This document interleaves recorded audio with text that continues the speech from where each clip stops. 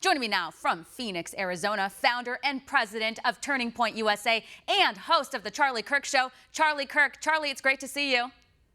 Yeah, glad to be here. Thanks so much. So, Charlie, what's worse, having people go to Joe 30030 or this really strange Nintendo virtual campaign, or both? Well, look, I think they should have been farther apart. I think they were too close together. Yeah, look, it's a very bizarre moment. I have to compliment the president here because 6 weeks ago, the media and the Biden campaign, in collusion with each other, they felt that there wasn't a campaign at all. And Joe Biden's entire strategy was shelter in place, let Donald Trump, in his opinion, just run against himself. And President Donald Trump had one of the best months of August that he had in his entire presidency, the month of August.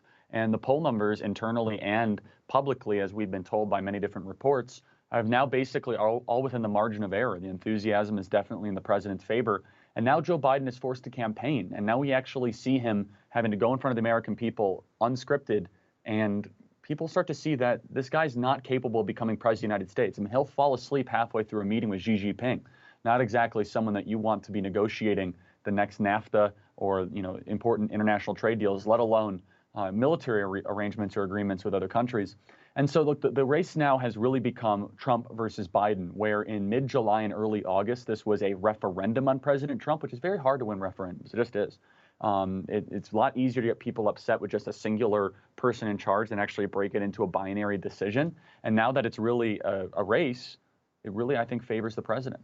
Yeah, we see Biden coming out of the basement like a roach after fumigation. And this is because they see the polling. And, their strategy was to just hide him. They think that they could just sail by this election without having him answer questions to the people who would be supporting and voting for him. And I think this idea of just being the anti-Trump candidate isn't going to work. It didn't work for Hillary Clinton in 2016. So why would it work now? And then also we see Biden trying to steal Trump's ideas. Now he's criticizing the riots and the chaos and the unrest happening in this country when actually that's not how he felt. And what is it? Kamala Harris and others had actually paid for some of these protesters to be released from jail and added to their funds so they could go out there. I mean, someone's funding these riots and the chaos going on. I don't know if you heard, but Dan Bongino was talking about one of the hotels he stayed at in Washington, D.C., and they saw protesters at this very expensive hotel. I mean, do average protesters like this from around the country have that much money?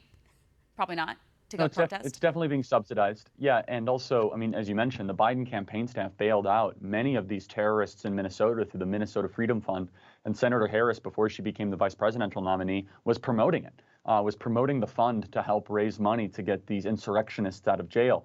And so, look, there's definitely a question here for Joe Biden, which is first he ignored all the riots and he just called them peaceful protesters. They tried a gaslighting strategy. And it really, I want to say backfired, but it's even worse than that. It turned into where the American people recognized and realized they were being lied to every single day by the Democrat Party. And so then, kind of out of nowhere, a shot in the dark, Don Lemon really started this entire conversation around riots in our country, where Don Lemon, in his handoff to Chris Cuomo, said, Chris, this is really showing up in the polling and the focus groups. Not that it's a problem that people's lives are being destroyed or people are being murdered or terrorism's happening in the streets. No, it's much more cynical than that.